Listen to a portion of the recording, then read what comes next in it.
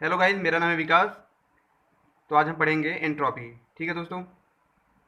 तो आइए जानते हैं एंट्रोपी क्या होता है। ठीक है। The change of state is known as entropy. ठीक है। अब आप बोलेंगे स्टेट क्या होता है, तो इसे ऐसे समझते हैं कि मान लीजिए कोई इंसान बैठा है, तो उसकी वो जो अवस्था है वो बैठने वाली अवस्था है। जब वो खड़ा हो गया तो उसकी वो खड़े होने वाली अवस्था है। जब इंसान बैठा था तब कुछ और अवस्था थी, जब वो खड़ा हो गया तो अवस्था बदल गई। तो जब वो अवस्था बदलती है ना, तो उसी को हम एंट्रोपी कहते हैं। ठीक है। तो स्टेट को हम एस वन से डिनोट करते हैं और एस टू से डिनोट करते हैं। जो पहला एस वन है वो अवस्था पहला है, मतलब स्टेट वन है, और ये जो स्टेट टू है। तो S one minus S two equal to del S, change of entropy. ये क्या है? Change of entropy. अब आइए जानते हैं क्या है, समझते हैं। मान लीजिए ढेर सारे गैस मालिक्यूल्स हैं। ठीक है। एक बॉक्स में है, ये इकट्ठा है। ठीक है। कुछ टाइम बाद क्या हुआ, ये दूर जाने लगे, तो इनका जो स्टेट है क्या हुआ, चेंज हो गया। ठीक है।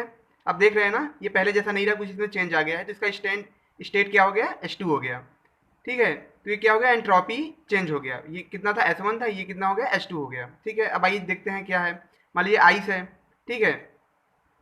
ये आइस है, कुछ टाइम बाद क्या हुआ, ये पानी में बदल गया, तो क्या हुआ, इसका स्टेट चेंज हो गया। ये किसकी वजह से हुआ, एंट्रोपी की वजह से। ठीक है। तो एंट्रोपी जी क्या है, चेंज ऑफ स्टेट। ठीक है। Why entropy happen. ठीक है। अब आइए जानते हैं कि एंट्रोपी क्यों घटता है। ठीक है। एंट्रोपी क्यों होता है, क्यों स्टेट चेंज होता है, सबसे बड़ी बात यही है कि, तो आइए जानते हैं क्यों ऐसा होता है। देखिए, ये एक सिस्टम है जिसमें ढेर सारे क्या है, मालिक्यूल्स हैं, जो सराउंड से अटैच्ड है। ठीक है। सराउंड से जुड़ा हुआ है अपने। अब जैसा कि हम जानते हैं, दुनिया में कोई भी ऐसा सिस्टम नहीं है जिसे हम पूरी तरीके से आइसोलेट कर पाएँ। ठीक, कोई भी ऐसा सिस्टम नहीं जिसे हम आइसोलेट कर पाएँ। ठीक है। तो कैस कितना भी हम कोशिश करेंगे, वो सराउंड से जुड़ा ही हुआ रहेगा। ठीक है। मान लीजिए सिस्टम है जिसके अंदर ढेर सारे गैस हैं। अब जैसा कि ये गैस है या सॉलिड ही है, ये सॉलिड समझ लीजिए। तो जैसा कि हम जानते हैं कि हर एक जो पार्टिकल्स, हर जो सिस्टम है सॉलिड है, उनमें ब्राउनियन मोशन होता है। जैसे कि अगर बालू का टुकड़ा लेंगे ना, जो बालू होता है रखे हुए हैं, अगर उसको बहुत ही डीप लेवल पे जाके देखेंगे तो आपको पता चलेगा उनमें जो पार्टिकल्स हैं वो ब्राउनियन मोशन करते हैं, मतलब इधर उधर मोशन करते हैं। अब देखिए, जब ये ब्राउनियन मोशन करेंगे, सबसे पहले मैं ये बता दूं, ब्राउनियन मोशन जो रिसर्च किया था वो आइंस्टाइन ने बताया था कि क्यों ब्राउनियन मोशन होता है। ठीक है। अब मैं क्यों ब्राउनियन मोशन होता है इसमें जाऊंगा तो थोड़ा सा लेक्चर लंबा हो जाएगा, तो मैं इसमें नहीं जाना चाहता। तो क्या होता है कि ये ब्राउनियन मोशन होता है। तो इस ब्राउनियन मोशन में क्या होता है, पार्टिकल इधर से उधर जाते हैं। अब जाहिर सी बात है, जब ये पार्टिकल इधर से उधर जाएगा तो आपस में टकराएंगे भी। और जब दो बॉडी या पार्टिकल टकराते हैं तो उनमें क्या होता है, हीट रिलीज होता है। क्या होता है, ही हीट रिलीज होता है। जब हीट रिलीज होगा, यहाँ से जाएगा, तो इसका स्टेट चेंज होगा कि नहीं होगा। ठीक है। जब हीट जा रही है, इसकी एनर्जी चेंज हो रही है। जब एनर्जी चेंज हो रही है तो इसकी स्पीड भी थोड़ी बहुत चेंज होगी, स्पीड भी बहुत थोड़ी बहुत चेंज होगी, तो इसका स्टेट भी चेंज होगा। अब ये पहले जैसा नहीं रह जाएगा। ठीक है। तो आप समझ में आया कि ये क्यों होता है। ये होता है ब्राउनियन मोशन की वजह से। और भी कई सारे रीजन होते हैं, लेकिन मैं एक सिंपल सा रीजन आपको बता रहा हूँ कि ये इसकी वजह से एंट्रोपी हैपन होता है। ठीक है। तो अब आइए जानते हैं कि इसके कुछ इक्वेशन को जानते हैं कि एंट्रोपी को इक्वेशन फॉर्म में लिखते हैं। ठीक है। जैसा कि हम जानते हैं कि हीट होता है टेम्परेचर के प्रोपोर्शनल होता है। हीट देने पे टेम्परेचर बढ़ेगा। अब देखिए क्या है, जब प्रोपोर्शनलिटी का साइन हटाएंगे तो हमें क्या मिल जाएगा, डेल एस। ठीक है। ये क्या है, एंट्रोपी है। अब देखिए, इसको अब अगर इंटीग्रेट कर दें, ए टू बी इंटीग्रल हो जाएगा इसका, तो del S integral D T हो जाएगा। तो ये टी मिल गया हमें, ये डी क्यू मिल गया, तो डेल एस इक्वल टू क्या मिला हमें, क्यू अपान टी। और ये क्या होगा, रेंज हो गया ए से बी तक। ठीक है। तो ये क्या हो गया, ए से बी तक इसका रेंज हो गया। अब देखिए, ये minus Q A minus Q B upon T है, ये माइनस क्यों आया, देखिए Q B minus Q A होगा, ये क्या होगा, क्यू बी माइनस क्यू होगा, माइनस कॉमन ले लेंगे तो हमें क्या मिल जाएगा, Q A minus Q B. इसे ऐसे लिख लेते हैं, देखिए एक्चुअली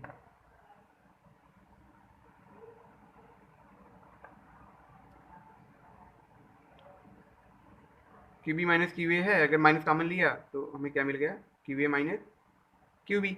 ठीक है। तो हमें ये चीज़ मिल गई, हमें एंट्रोपी इक्वल टू क्या मिला, minus Q A upon Q B, जब टेम्परेचर कांस्टेंट होगा। ठीक है।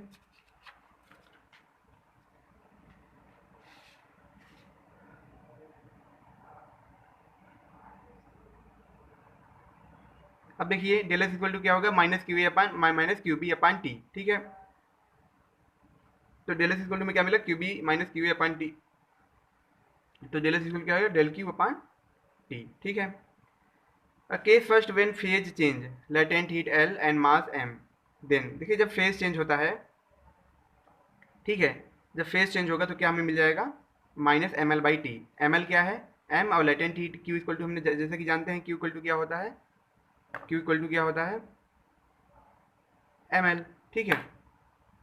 ये माइनस कब होगा, देखिए माइनस कब होगा, जब टेम्परेचर हायर टेम्परेचर से लोअर टेम्परेचर में चेंज होगा, जब कंप्रेस होगा ये माइनस में होगा, अदरवाइज ये प्लस में होगा, ठीक है, माइनस प्लस, ठीक है। अदरवाइज जब ये मान लीजिए हीट से वाटर में चेंज हुआ तब क्या होगा, प्लस में होगा, तब एंट्रोपी बढ़ेगी, ठीक है। अब देखिए केस सेकंड देख लेते हैं। Case second when heat capacity are constant but heat and temperature both are change, ठीक है। जब हीट कैपेसिटी कांस्टेंट होती है और जो हीट है और टेम्परेचर दोनों वेरिएबल्स होंगे, दोनों घट बढ़ रहे हैं, तब इस कंडीशन में एंट्रोपी क्या होगी। देखिए हम जानते हैं डेल एस इक्वल टू क्या होता है, रेंज T1 से T2 तक डेल क्यू अपान टी, ठीक है। तो एम सी बाहर आ गया, एम एल सी बाहर आ गया, तो डी टी अपान टी मिल गया हमें, जैसा कि हम क्यू इक्वल टू क्या जानते हैं, एम सी डी टी जानते हैं, तो एम सी बाहर हो गया, सी कांस्टेंट है, एम कांस्टेंट है, तो डी टी बाई टी हो गया। इसको अगर करेंगे तो हमें क्या मिल जाएगा, M C log T, M C log T range कहाँ से, T1 से T2 तक, इंटीग्रल आप जानते ही हैं। तो हमें क्या मिलेगा, del S equal to M C log T2 minus T1 मिल गया। फिर ये क्या हो गया, एम सी लॉग T2 अपन T1, जैसा कि हम जानते हैं, ठीक है। ऐसा ही जानते हैं, log X minus log Y equal to क्या हो जाएगा, लॉग एक्स अपान वाई, ठीक है। ये नेचुरल लॉग है, ये एल एन है, ठीक है, मैंने लॉग इसलिए लिए, नेचुरल लॉग है, ठीक है। तो entropy for the reversible system, तो एस वन इक्वल टू क्या है, एस ए है, एस टू इक्वल टू क्या है, ये एस बी हो जाएगा, सॉरी, ठीक है, एक्चुअली ऐसे ही होगा, सॉरी, ठीक है, इसको मैं ऐसे लिख देता हूँ कि ऐसे क्यों होगा, देखिए एस वन इक्वल टू क्या है, एस ए, और एस टू इक्वल टू क्या है, एस ए, ऐसे इसलिए है, देखिए यहाँ से चला फिर यहाँ से यहाँ तक आ गया, ठीक है। तो फाइनल एंट्रोपी कितना हुआ, इनिशियल एंट्रोपी ये था, फाइनल एंट्रोपी कहाँ हुआ, यहाँ से यहाँ आग रुका, तो ये क्या है, ये भी ऐसे है, तो एस वन इक्वल टू क्या हुआ, S A, S two equal to क्या हुआ, एस ए, फाइनल भी यही है, इनिशियल फाइनल दोनों यही है रिवर्सिबल कंडीशन में, क्योंकि ये तो घूम के यहीं पे आया ना। तो S one minus S two equal to क्या हो गया, S A minus S A, ठीक है। तो डेल एस इक्वल टू क्या हुआ, zero for the reversible process, ठीक है। तो देखिए डेल एस इक्वल टू में क्या मिल गया, integration D Q by T equal to zero, Q one minus Q two upon T equal to zero हो गया, ठीक है।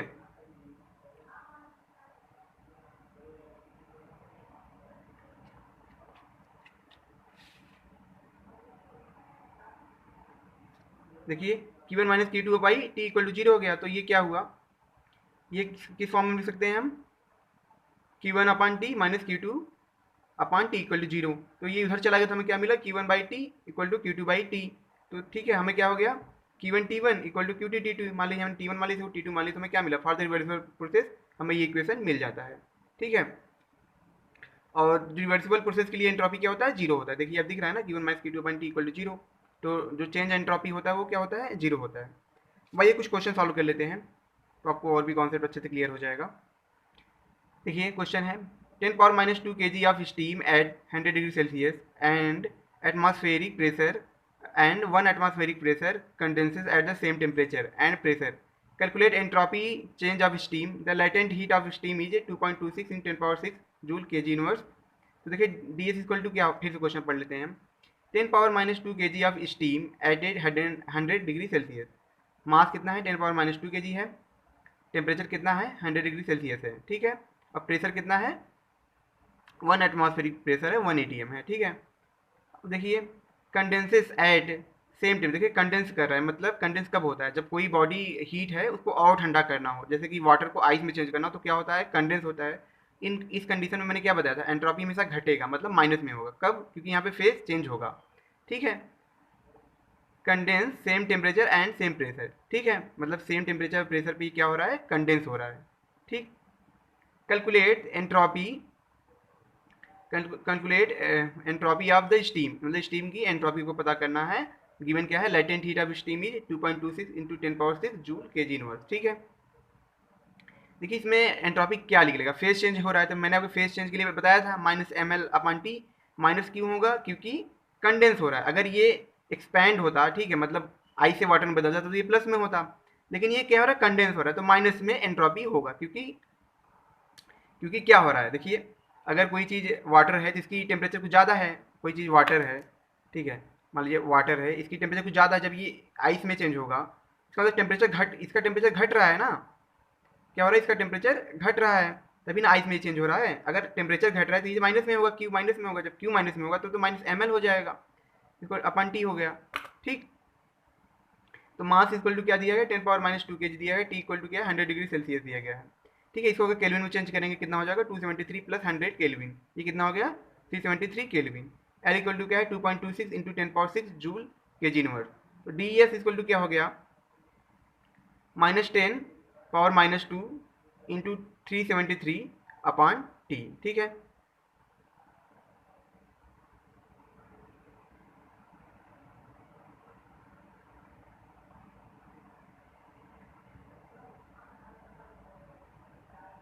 थोड़ी सी यहाँ गलती हो गई है, ये टी यहाँ पे होगा 373, ठीक है दोस्तों, और एल की वैल्यू यहाँ पे होगी 2.26 इंटू 10⁻6, ठीक है। हाँ, जब इसको आप सॉल्व करेंगे तो आपको क्या मिल जाएगा, -60.6 जूल केल्विन इनवर्स, ठीक है, ये आपको मिल जाएगा। इसको आप सॉल्व कर लीजिएगा ताकि आपको आंसर को और भी एक्जैक्टली क्या बताइए गलत ही हो, ठीक है। मैं अब कैलकुलेटर यूज नहीं करूँगा, लेक्चर लंबा हो जाएगा, बोर भी हो जाएंगे, तो इसको आपको खुद से करना है। सारा प्रोसीजर यही होगा, ये सारी वैल्यू सही रखी गई है, अब इसको सॉल्व कर लेना आप, तो आपको पता चल जाएगा, ठीक है। अब भाई ग्राफ जान लेते हैं क्या होता है, ग्राफ जान लेते हैं कि क्या होता है एंट्रोपी और टेम्परेचर के बीच में। तो एंट्रोपी और टेम्परेचर के बीच में जो ग्राफ होता है, देखिए यही होता है, ये टी है, ये एंट्रोपी है, ठीक है। जब टेम्परेचर वेरी करेगा तब एंट्रोपी कांस्टेंट होगा, जब जब टेम्परेचर कांस्टेंट होगा तब एंट्रोपी वेरी करेगी, ठीक है। ये किस में होता है, क्लॉक वाइज में होता है, ये अब देख रहे हैं 1 2 3 4, ये ग्राफ आप याद करिएगा, एग्जाम में ये पूछा भी जाता है, ठीक है। अब आइए हम एक क्वेश्चन और सॉल्व करते हैं, ठीक है दोस्तों। 1 kg water is heated from 0 degree Celsius to 100 degree Celsius and converted into steam at the same temperature, ठीक है। वाटर जो है स्टीम में चेंज हो जाता है। Calculate increase in entropy and draw TS diagram given the heat, specific heat capacity is a 4.18 10⁻³ joule KG inverse K inverse and latent heat of vaporization is a 2.26 into 10⁻6 joule KG inverse, ठीक है। Question फिर से पढ़ लेते हैं। 1 kg water is a heated from 0 degree Celsius to 100 degree Celsius, मतलब mass कितना है, 1 kg है, हीट हो रहा है 0 डिग्री सेल्सियस से 100 डिग्री सेल्सियस, मतलब यहाँ पे फेज भी चेंज हो रहा है, क्योंकि जब 0 डिग्री सेल्सियस क्या होता है, आइस होता है, और 100 डिग्री सेल्सियस जा रहा है, इसका मतलब ये वाटर बन जाएगा, समझ रहे हैं ना, इसका मतलब फेज भी चेंज हो रहा है। और डेल्टी हमें कितना मिल जाएगा, 100 degree Celsius minus 0 degree Celsius, ये टी एफ है, ये टी आई है, ठीक है। अच्छा, and converted into heat and converted into steam at the same temperature, ठीक है, ये स्टीम में चेंज हो जाता है। Calculate the increase in entropy, calculate the increase in droopy and draw T S diagram, मतलब ड्राम भी ग्राफ भी आपको बताना है और एंट्रोपी भी आपको निकाल के बतानी है। गिवन क्या है, स्पेसिफिक हीट है कितना है, हीट कैपेसिटी कितनी है 4.18 इंटू 10⁻³ जूल के inverse K inverse and latent heat of vaporisation कितना है 2.26 इंटू 10⁻6 जूल के जी इनवर्स। तो सबसे पहले ग्राफ बना लेते हैं, ठीक है दोस्तों। तो देखिए ये 0 डिग्री सेल्सियस पे क्या है, एंट्रोपी जीरो है, मान लीजिए कि कोई एक initial time t equal to 0 पे क्या है, इसका टेम्परेचर 0 डिग्री सेल्सियस है, तब इस टाइम पे एंट्रोपी 0 होती है, क्योंकि मान लीजिए कोई पार्टिकल आया ही जैसे है, तो t इक्वल टू 0 पे क्या होगी, एंट्रोपी 0 होगी हमेशा, ठीक है। एंट्रोपी इस कंडीशन में 0 है। अब क्या हुआ, कुछ टाइम बाद ये, अब क्या हो रहा है, कुछ टाइम बाद ये आइस में बदलने लगा, आइस वाटर में बदलने लगा, हीट देने पे बदलने लगा, तो इसकी एंट्रोपी भी बढ़ने लगी, ठीक है। एंट्रोपी बढ़ते बढ़ते यहाँ तक गई, इसका फेस चेंज होगा, स्टीम पे आ गया। अब इसके बाद क्या होगा, अब देखो आप पानी को तो आप हीट दे सकते हो, आइस को आप हीट दे सकते हो, लेकिन क्या भाप को हीट दे सकते हो, हवा है, ठीक है, हवा को कितना गर्म करोगे आप, कर सकते हो, नहीं कर सकते ना, अब देते जाओ गर्मी, वो तो उसमें हवा में तो कोई टेम्परेचर चेंज नहीं होगा क्योंकि हवा तो मूव कर रहा है, ठीक है। इसमें कोई, इसमें क्या होगा, अब हीट नहीं दे सकते, अब हीट यहाँ पे कांस्टेंट हो गया, अब बस एंट्रोपी ही बढ़ेगा, ठीक है। तो इसका ग्राफ है, ठीक। अब आइए हम इसका एंट्रोपी निकाल भी लेते हैं, ठीक है। तो देखिए del S one equal to क्या होगा, जो होगा M C log T two by T one when temperature water is raised, ठीक है, 0 degree Celsius to 100 degree Celsius, where M equal to 1 kg, C equal to कितना है 4.18 into 10 power 3 है। तो del S one equal to कितना हो गया 1 into 4.18 into 10 power 3 log, देखिए ये नेचुरल लॉग था, मैंने आपको बताया था, तो जब नेचुरल लॉग को चेंज करेंगे तो लॉग 10 हो जाएगा, into 273 plus 100, 273 plus 100 degree Celsius kelvin में बदलने के लिए हमें ये जोड़ना होगा अपॉन, ठीक है। 273 प्लस जीरो, इसको भी ये केल्विन में चेंज करने के लिए हमें ये जीरो 273 में जोड़ना होगा, तभी केल्विन में चेंज होगा, ठीक है। तो del S one equal to क्या हो गया 4.18 इंटू 10 पावर 3 लॉग 10 373 अपॉन 273, ठीक है। जब इसको आप सॉल्व करेंगे कैलकुलेटर से, क्योंकि लॉग 10 की ये लॉग 10 ब्रैकेट में 373 अपॉन 273 अगर मैं सॉल्व करने जाऊँगा तो मुझे कैलकुलेटर का यूज ही करना पड़ेगा। अब मैं यहाँ पे कैलकुलेटर आपके सामने सॉल्व करूँगा तो वो भी एक टाइम टेकन होगा, थोड़ा सा अच्छा भी नहीं लगेगा, पूरा मेरा खराब हो जाएगा पेपर, ठीक है। इसको कैलकुलेटर से आपको सॉल्व करिएगा, आपको ये आंसर मिलेगा, डेल एस इक्वल टू कितना मिल जाएगा आपको, ठीक है, तेरे 1305, ठीक है, जूल केल्विन यूनिवर्स। और del S two equal to क्या हो जाएगा एम एल, एम एल क्यों होगा, देखिए प्लस में है, प्लस में देखिए, अब डेल एस टू निकाल लेते हैं, डेल एस टू कितना होगा एम एल अपॉन टी होगा, एम एल क्यों होगा, ये प्लस में क्यों होगा, प्लस में इसलिए होगा क्योंकि क्योंकि जो आइस है वो वाटर में चेंज हो रहा है, वाटर से स्टीम की तरफ से, मतलब हीट बढ़ रही है, जब मैंने आपको बताया जब हीट बढ़ेगी, ठीक है, तो ये प्लस में होगा, तो एम एल बाई टी, तो del S two equal to कितना हो जाएगा, एम की वैल्यू रख दिया, एल की वैल्यू रख दिया 2.26 10 पावर 6, ठीक है। फिर से आपको दिखाता हूँ, यहाँ पे एल की वैल्यू दी गई है, यही वैल्यू हमने यहाँ पे रख दी, ठीक है। अपन फाइनल फाइनल टेम्परेचर कितना था 273 प्लस 100, ठीक है, तो कितना हमें मिल गया 2.26 इंटू 10 पावर 6 अपॉन 373 केल्विन, तो डेल एस टी हमें कितना मिल गया 6.06 इंटू 10 पावर 3, ठीक है। तो अब देखिए डेल एस टोटल हमें कितना मिल जाएगा, del S total equal to क्या होगा del S S one del S two, ठीक है। तो हमें कितना हो गया, ये इन दोनों को हमने जोड़ दिया, इन दोनों को जोड़ने पे क्या होगा, देखिए 1305 joule kelvin universe plus 6.06 into 10 power 3 joule kelvin universe, इसको जब जोड़ देंगे हम तो हमें क्या मिल जाएगा, कितना मिल जाएगा 7365, ठीक है।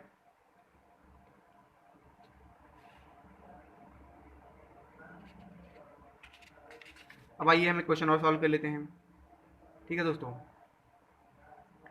10 kg water at a 60 degree Celsius is a mixed with 30 gram water at a 20 degree Celsius. Will the entropy of the system increase or decrease? ठीक है, calculate the change of entropy, take specific heat capacity as 1 calorie, ठीक है, ग्राम inverse K inverse. फिर से question पढ़ लेते हैं, 100 gram water मतलब 10 ग्राम वाटर है, कितने डिग्री सेल्सियस पे 60 डिग्री सेल्सियस, इसका टेम्परेचर कितना है 60 डिग्री सेल्सियस है, is a mix with A 30 gram of water at A 20 degree Celsius, मतलब एक और वाटर है इसका टेम्परेचर कितना है 20 डिग्री सेल्सियस है। Will the entropy of system increase और डिक्रीज, मतलब पूछा है क्या इसकी एंट्रोपी बढ़ेगी या घटेगी, ये पूछा है, चलिए ठीक है। कैलकुलेट द चेंज, मतलब वो वही चेंज पूछा है कि कितना एंट्रोपी बढ़ेगा या घटेगा, ठीक है। और कितना दिया है, हीट कैपेसिटी कितना दिया है, स्पेसिफिक हीट कैपेसिटी कितना दिया है 1 केल्विन 1 कैलोरी जी इनवर्स के इनवर्स, ठीक है। अब आइए देखते सॉल्व करते ही थे। मान लीजिए पहला जो वाटर है, ठीक है, इसका मास कितना है m1 इक्वल टू 10 ग्राम है, कितनी डिग्री सेल्सियस 60 डिग्री सेल्सियस पे, और ये क्या है हीट कैपेसिटी कितनी है 1 है। और दूसरा जो है वो कितना है 20 डिग्री सेल्सियस है, मास कितना है 30 ग्राम, और हीट कैपेसिटी कितनी है 1 है। When it's goes into the equilibrium, मतलब ये जब मिक्स हो जाएंगे तब क्या होगा, देखिए इसकी टेम्परेचर ज़्यादा है तो यहाँ से मान लीजिए हमने माना कि टेम्परेचर टी यहाँ ट्रांसफ़र हुआ, ठीक है, ठीक है। लेकिन जब जो टेम्परेचर टी यहाँ पे ट्रांसफ़र होगा इससे तो ज़्यादा ही होगा, भाई इससे ज़्यादा होगा तभी तो यहाँ ट्रांसफ़र होगा, इसका मतलब जो टेम्परेचर यहाँ पे जा रहा है वो टी है, ठीक है, और ये 20 है, तो इसका मतलब क्या होगा कि ये यहाँ पे टेम्परेचर कितना हुआ टी -20 हुआ, ठीक है, क्योंकि अगर इसको इसके इसको इसके अवस्था में आना है, इसको इसको अवस्था में आना है। तो यहाँ से टेम्परेचर टी गया, तो यहाँ कितना हमें मिला 60 माइनस टी, और जो यहाँ पे गया इससे ज़्यादा है तो हमें यहाँ पे टेम्परेचर क्या मिल जाएगा, टी माइनस 20 मिल जाएगा। ठीक है, अब देखिए क्या होगा, Q1 इक्वल टू क्या होगा, M1 C1 DT1, और Q2 इक्वल टू क्या होगा, M2 C DT2। ठीक है, M1 C1 DT1 equal to M2 C DT2। ठीक है, M1 कितना है 100 ग्राम, C की वैल्यू कितनी है 1 थी, हमने 1 को नहीं लिखा है। ठीक है, और DT की वैल्यू कितना है 60 माइनस टी है, और यहाँ M2 कितना है 30 है इंटू टी माइनस 20। तो हमें क्या मिलेगा, ये 10 से ये 10 कैंसिल हुआ तो यहाँ पे 3 हो गया, यहाँ कितना मिला 60 माइनस टी, ये 3 अंदर मल्टीपल हो गया तो हमें क्या मिला 3t माइनस ये 20 है, कितना हो गया 60 हो गया। ठीक है, तो हमें कितना मिल गया, ये उधर चला गया तो 120 इक्वल टू टी इधर चला आया, 120 इक्वल टू 40 हो गया। ठीक है, तो टी इक्वल टू क्या मिल गया हमें 30 डिग्री सेल्सियस। ठीक है, ये क्या है फाइनल टेम्परेचर है जब दोनों मिक्स हो जाते हैं तब। ठीक है, अब देखिए change of entropy of 100 gram, change of entropy of 30 ग्राम। ठीक है, क्योंकि दो वाटर थे दोनों में एंट्रोपी चेंज हुई, अगर उन दोनों को जोड़ देंगे तो हमें टोटल चेंज ऑफ एंट्रोपी मिल जाएगा। ठीक है, तो जैसा कि हम जानते हैं M C log T final upon T initial. ठीक है, M1 C लॉग ये कितना किसका है 10 ग्राम वाटर का है, लॉग 10 273 प्लस 30, ये 30 की हुई टी फाइनल है, तो 273 अगर 30 इसमें जोड़ देंगे तो क्या हमें केल्विन मिल जाएगा अपॉन 273 प्लस 60, ये क्या इनिशियल है जो 10 ग्राम वाटर, इसका टेम्परेचर कितना है 60 है, तो हमें क्या मिल गया, ये मिल गया, ये एंट्रोपी 1 का। एंट्रोपी 2 का क्या होगा M2 C लॉग 10 273 प्लस 30, ये फाइनल टेम्परेचर है अपॉन इनिशियल कितना है इसका 273 प्लस 20। ठीक है, अब देखिए क्या है, del S T 10 gram into 1 calorie, ये 1 मैंने फिर से लिखी ताकि वो कन्फ्यूजन ना हो। ठीक है, log 303 upon 333 plus 30 into 1 calorie, फिर से लिए लॉग 10 303 अपॉन 293, ये नेचुरल लॉग को जब चेंज करते हैं लॉग 10 में हो जाता है। ठीक है, अब देखिए 10 log 10 303 upon 333 plus 30 log 303 upon 293। ठीक है, जूल केल्विन इनवर्स। ठीक है, तो डेल एस टी माइनस 0.994, ये हम इसकी वैल्यू कितनी होगी माइनस 0.994। ठीक है, ये कितना हमें मिला 1.067। ठीक है, इसको जब ऐड करेंगे तो हमें क्या मिल जाएगा 0.063 कैलोरी के इनवर्स। ठीक है, अब आइए क्वेश्चन